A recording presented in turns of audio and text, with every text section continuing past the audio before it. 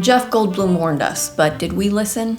Of course not. Scientists are now one step closer to bringing back woolly mammoths, starting with tiny genetically modified woolly mice. Because if Jurassic Park taught us anything, it's that resurrecting prehistoric creatures always goes super well. And on that note, welcome to the Goodish news channel. I'm Ashley, your professional pessimist. Since the regular news is way too depressing to report on, I only bring you stories that won't fill you with existential dread. I'm not promising it will be great news, but it will at least be good-ish.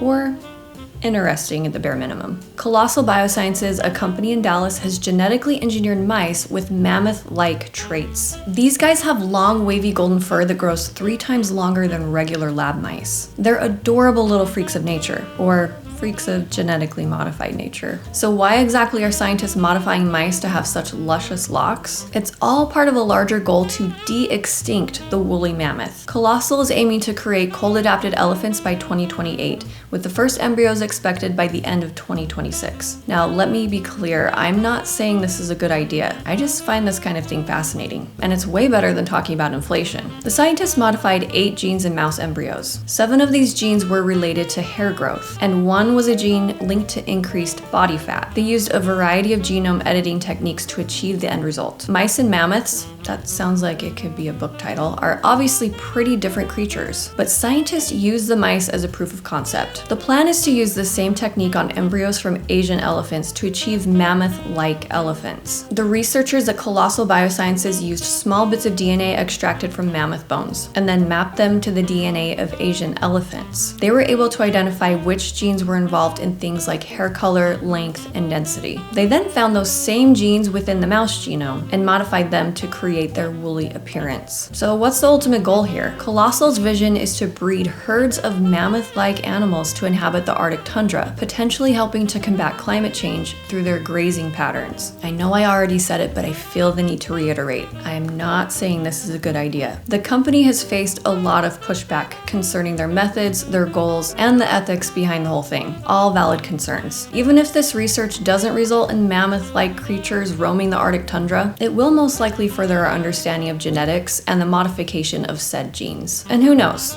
Maybe we'll finally have a cure for male pattern baldness. I have hair!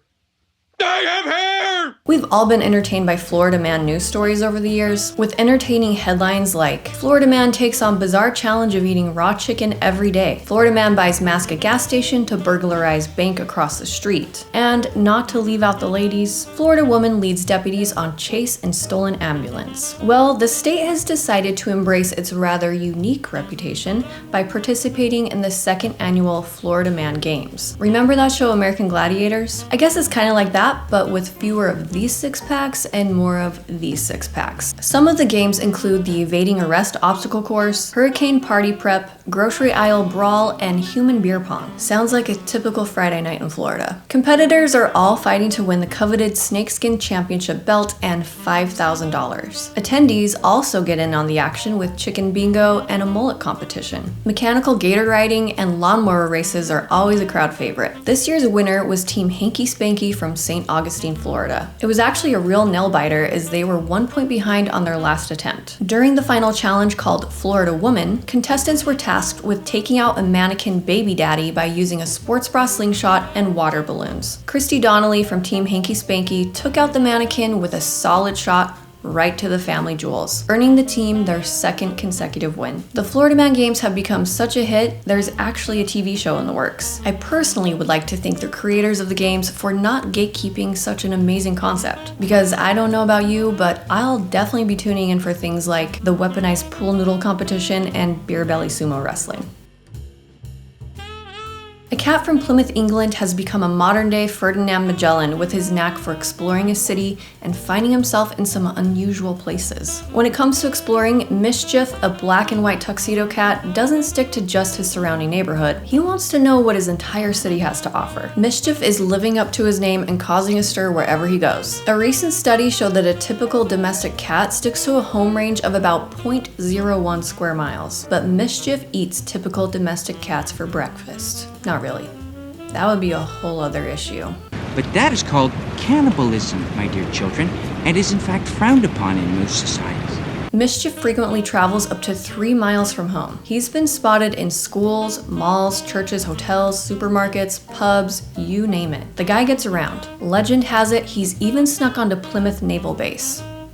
Twice. Now, before you start worrying about Mischief's housing status, let me assure you that he does have a loving home. He lives with his people along with his cat sibling, appropriately named Chaos. Even though he has everything a cat could hope for, Mischief just can't resist the call of adventure. He has become such a local legend that the residents of Plymouth have set up a Facebook page just to track his whereabouts. One of Mischief's favorite hangouts is the local all-boys high school. He sleeps through the lessons, but he's been able to avoid detention so far. He also likes to hang out in the staff room and has become a very good supervisor. He's also become an honorary member of the PTA. It seems that Mischief just really loves people. He wants to be in places where people will interact with him. My personal opinion is that Mischief, like all cats, is just planning his eventual takeover of the human race. He's just doing it in a very unorthodox sort of way. And when a cat's this cute, we'll probably just let him get away with it. If you're looking for more good news in your life, be sure to check out my video from last week where I discuss how germs can improve astronauts' health, a group of citizens who have made it their mission to save lost baby puffins, and a man who received a kidney transplant from his prom date from 35 years ago. Also, if you enjoyed this video, please give it a like and consider subscribing so we can ignore all the bad news together.